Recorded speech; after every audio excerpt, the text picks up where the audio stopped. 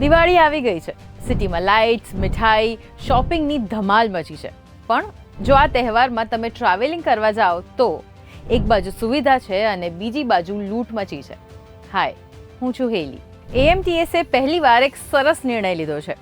ધનતેરસથી લઈને દિવાળી સુધી એટલે કે 18, 19 અને 20 ઓક્ટોબરના રોજ અમદાવાદીઓ ફ્રીમાં બસમાં મુસાફરી કરી શકશે.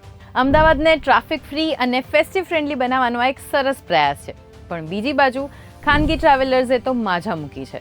સુરતથી સૌરાષ્ટ્ર સુધીનું બસ ભાડું 500થી લઈને 1100 રૂપિયા સુધી પહોંચી ગયું છે અને સ્લીપરમાં તો તમારે હજી વધારે 200 કે 300 રૂપિયા ચૂકવવા પડે એમ છે. તહેવારોનો ફાયદો ઉઠાવીને લૂંટ મચાવી રહ્યા છે આ લોકો. તો શું આ તહેવારોની સિઝનમાં તમે પણ વધારે પૈસા આપીને ટિકિટ બુક કરાવી કે પછી તમે એડવાન્સ બુકિંગ કરાવ્યું હતું અને એની તમને અત્યારે રાહત અનુભવાય છે? અમને કમેન્ટ્સમાં ચોક્કસથી કહેજો.